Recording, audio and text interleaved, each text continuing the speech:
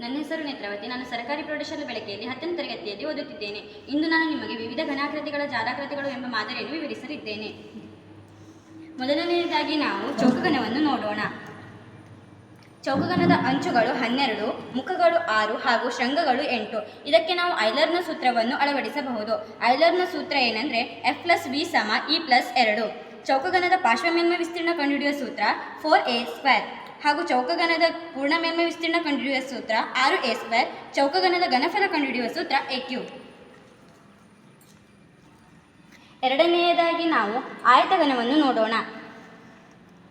ಆಯತಘನದ ಅಂಚುಗಳು 12, ಮುಖಗಳು 6 ಹಾಗೂ ಶೃಂಗಗಳು 8. ಇದಕ್ಕೂ ಸಹ ನಾವು ಐಲರ್ನ ಸೂತ್ರವನ್ನು ಅಳವಡಿಸಬಹುದು. ಆಯತಘನದ ಪಾರ್ಶ್ವ ಮೇಲ್ಮೈ ವಿಸ್ತೀರ್ಣ 2h × b+l. ಆಯತಘನದ ಪೂರ್ಣ ಮೇಲ್ಮೈ ವಿಸ್ತೀರ್ಣ 2 × lb + bh + hl. ಆಯತಘನದ ಘನಫಲ lbh. ಮೂರನೆಯದಾಗಿ ನಾವು ವರ್ಗಪಾದ ಗೋಪುರವನ್ನು ನೋಡೋಣ. ವರ್ಗಪಾದ ಗೋಪುರಕ್ಕೂ ಸಹ ನಾವು ಐಲರ್ನ ಸೂತ್ರವನ್ನು ಅಳವಡಿಸಬಹುದು. ಇದರ ಅಂಚುಗಳು 8, ಮುಖಗಳು 5 ಹಾಗೂ ಶೃಂಗಗಳು 5. ವರ್ಗಪಾದ ಗೋಪುರದ ಪಾರ್ಶ್ವ ಮೇಲ್ಮೈ ವಿಸ್ತೀರ್ಣ ಕಂಡುಹಿಡಿಯುವ ಸೂತ್ರ 12pl. ಇಲ್ಲಿ p ಎಂದರೆ ಪಾದದ ಸುತ್ತಳತೆ ಹಾಗೂ l ಎಂದರೆ ಓರೆ ಎತ್ತರ.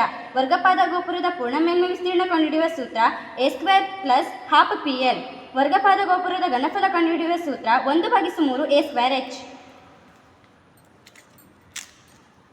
ನಂತರ ನಾವು ತ್ರಿಭುಜಪಾದ ಗೋಪುರವನ್ನು ನೋಡೋಣ. ಇದಕ್ಕೂ ಸಹ ನಾವು ಐಲರ್ನ ಸೂತ್ರವನ್ನು ಅಳವಡಿಸಬಹುದು. ಇದರ ಅಂಚುಗಳು 6, ಮುಖಗಳು 4 ಹಾಗೂ ಶೃಂಗಗಳು 4. ತ್ರಿಭುಜಪಾದ ಗೋಪುರದ ಪಾರ್ಶ್ವ ಮೇಲ್ಮೈ ವಿಸ್ತೀರ್ಣ ಕಂಡುಹಿಡಿಯುವ ಸೂತ್ರ 12pl. ಇಲ್ಲಿ p ಎಂದರೆ ಪಾದದ ಸುತ್ತಳತೆ, l ಎಂದರೆ ಓರೆ ಎತ್ತರ. ತ್ರಿಭುಜಪಾದ ಗೋಪುರದ ಪೂರ್ಣ ಮೇಲ್ಮೈ ವಿಸ್ತೀರ್ಣ ಕಂಡುಹಿಡಿಯುವ ಸೂತ್ರ 3/4a² + 12pl. ತ್ರಿಭುಜಪಾದ ಗೋಪುರದ ಘನಫಲ 1/3bh. ಇಲ್ಲಿ b ಎಂದರೆ ಗೋಪುರದ ಪಾದದ ವಿಸ್ತೀರ್ಣ ಹಾಗೂ h ಎಂದರೆ ಗೋಪುರದ ಎತ್ತರ. ನಂತರ ನಾವು ತ್ರಿಭುಜಪಾದ ಪಟ್ಟಕವನ್ನು ನೋಡೋಣ. ತ್ರಿಭುಜಪಾದ ಪಟ್ಟಕಕ್ಕೂ ಸಹ ನಾವು ಐಲರ್ನ ಸೂತ್ರವನ್ನು ಅಳವಡಿಸಬಹುದು. ಇದರ ಅಂಚುಗಳು 9, ಮುಖಗಳು 5 ಹಾಗೂ ಶೃಂಗಗಳು 6. ತ್ರಿಭುಜಪಾದ ಪಟ್ಟಕದ ಪಾರ್ಶ್ವ ಮೇಲ್ಮೈ ವಿಸ್ತೀರ್ಣ ಕಂಡುಹಿಡಿಯುವ ಸೂತ್ರ 3ah. ಇಲ್ಲಿ a ಎಂದರೆ ಸಮಬಾಹು ತ್ರಿಭುಜದ ಒಂದು ಬಾಹುವಿನ ಉದ್ದ ಹಾಗೂ h ಎಂದರೆ ಪಟ್ಟಕದ ಎತ್ತರ. ತ್ರಿಭುಜಪಾದ ಪಟ್ಟಕದ ಪೂರ್ಣ ಮೇಲ್ಮೈ ವಿಸ್ತೀರ್ಣ ಕಂಡುಹಿಡಿಯುವ ಸೂತ್ರ b + ph. ಇಲ್ಲಿ b ಎಂದರೆ ಪಟ್ಟಕದ ಪಾದದ ವಿಸ್ತೀರ್ಣ ಹಾಗೂ p ಎಂದರೆ ಪಟ್ಟಕದ ಪಾದದ ಸುತ್ತಳತೆ. ತ್ರಿಭುಜಪಾದ ಪಟ್ಟಕದ ಘನಫಲ bh. ನಂತರ ನಾವು ಸಿಲಿಂಡರ್ ಅನ್ನು ನೋಡೋಣ.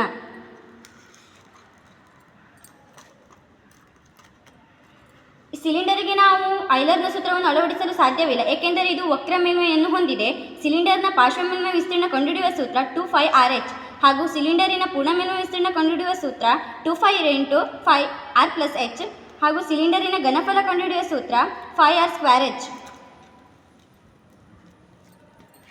ನಂತರ ನಾವು ಶಂಕುವನ್ನು ನೋಡೋಣ.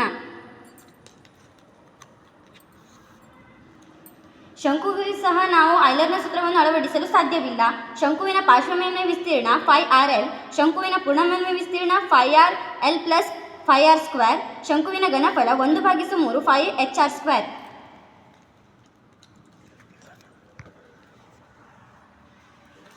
ಧನ್ಯವಾದಗಳು.